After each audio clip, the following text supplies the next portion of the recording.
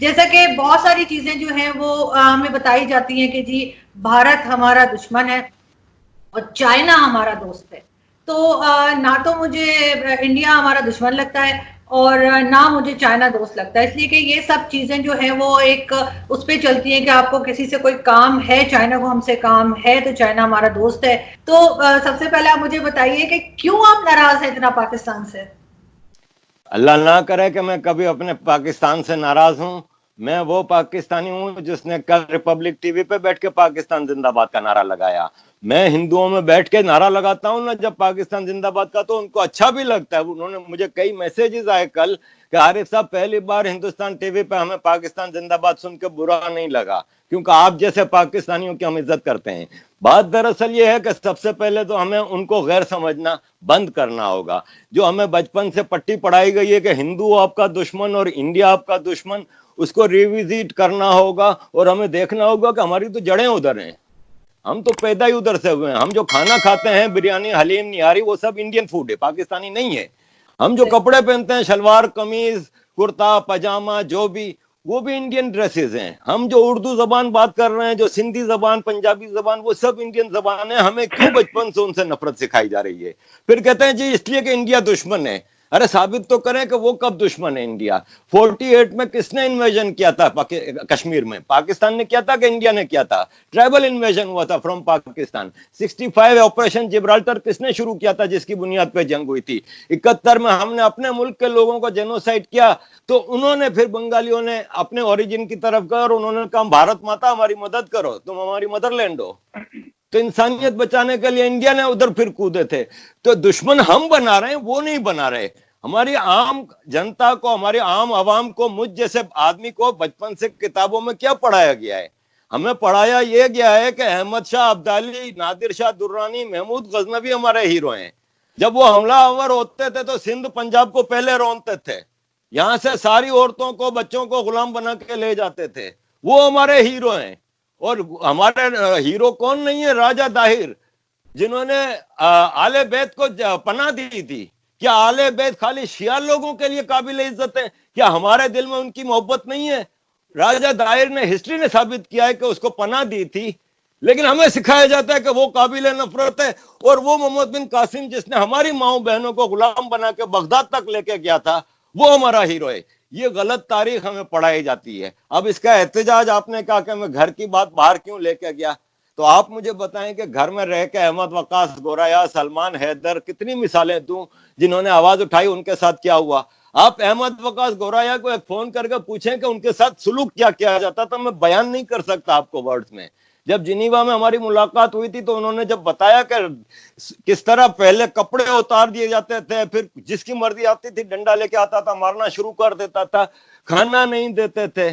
और मैडम, मैं एमक्यूएम की तरफ से हूं, मुझे पता है 90 दिन के लिए एमक्यूएम के तमाम कारकुनों को लेके गया था। और ये सब चीजें फिर जो टॉर्चर और सेक्सुअल टॉर्चर होते हैं वो वीडियोग्राफी होती है। उसकी बुनियाद पे फिर वो हमेशा के लिए गुलाम बन जाता है या फिर मुल्क छोड़ के भाग जाता है। तो अब हम जैसे लोग, जिनको जिंदगी में अल्लाह का शुक्र है कोई तकलीफ नहीं है, हमारे बच्चे तकरीबन बड़े हो गए हैं, बेटी यूनिवर्सिटी में यहाँ पढ़ रही है, बेटा कॉलेज में पढ़ रहा है, हम एक हजरत उमर के माशरे में रह रहे हैं जहां पे state takes responsibility of its children and its subjects. तो हम तो एक हजरत उमर के माशरे में बहुत खुश रह रहे हैं, लेकिन दिल में अब एक तड़प उठती है। जब जॉब से आते हैं, कोई दोस्त नहीं, कोई कुछ नहीं, क्योंकि पाकिस्तानी दोस्त नहीं बनाते हमें। इंडियनों से अभी तक मेरा कोई ऐसा पर्सनल दोस्तियां नहीं है, खाली सोशल मीडिया की हद तक है। घर आते हैं तो फिर जब सोशल मीडिया पे मुल्क के हालात देखते हैं तो फिर दिल में तड़प उठती है कि यार आवाज तो उठाएं और कुछ नहीं तो। और फिर ग्लोबल विलेज है, फिर दुनिया पाकिस्तान पे प्रेशर डालती है। जब ट्रेड एग्रीमेंट्स होते हैं, दूसरे होते हैं कि भाई ह्यूमन राइट्स तो आप रिस्टोर करें, जरा आम आदमी के सिविल लिबर्टीज को तो थोड़ा रिस्टोर करें, तो आपके साथ हम ये डील करेंगे, ये एड देंगे, ये लोन देंगे।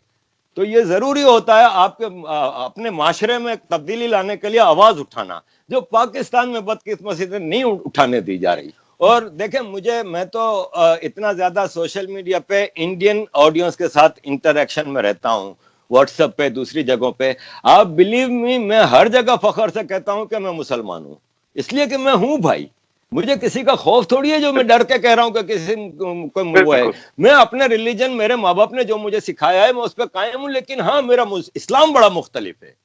मेरा इस्लाम बहुत ही मुख्तलिफ है जो यहाँ पाकिस्तान में मौलवी जो इस्लाम सिखाते हैं।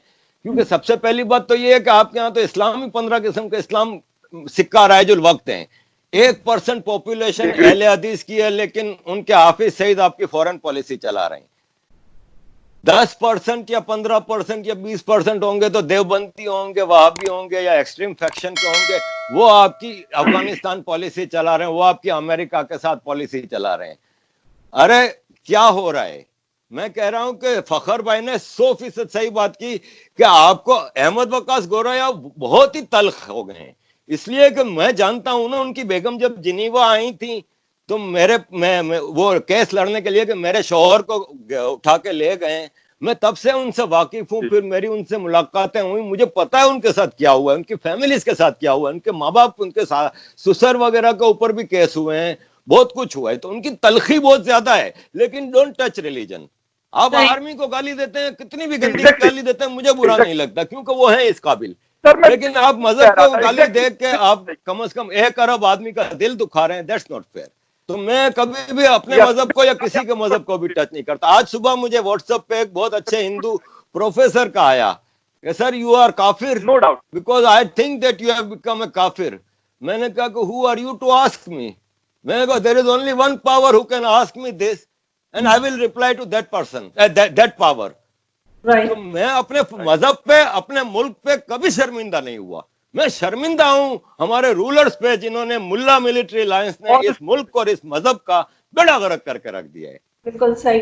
सर एक चीज मुझे बताइए कि अभी रिसेंटली, बल्कि कल हमने, मैं भी थी उसमें, इंडियन शो भी हमने जो ज्वाइन किया था, शाहिद आफरीदी से क्यों नाराज हैं आप?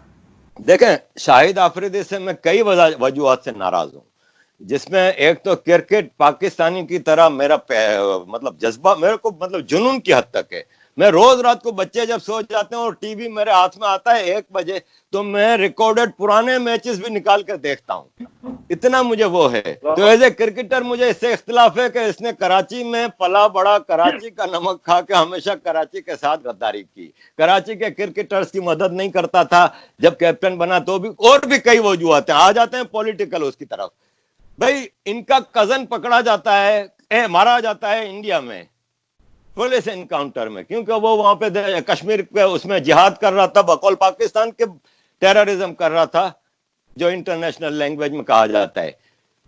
शाहिद आफरीदी का कजन, शाहिद आफरीदी की खुद तकरीर रिकॉर्ड पे मौजूद है कि मेरे दादा उन कबाइलियों में शामिल थे जो जिन्होंने कश्मीर में 1948 में हमला किया था। आपको चाहिए तो मैं वो किताब भेजता हूं जिसमें बताया गया है कि वहां से 35 बसों में भर के कश्मीरी खवातीन, ज्यादातर मुसलमान, को गुलाम बना के ये कबाइली वजीरिस्तान लेके आए थे।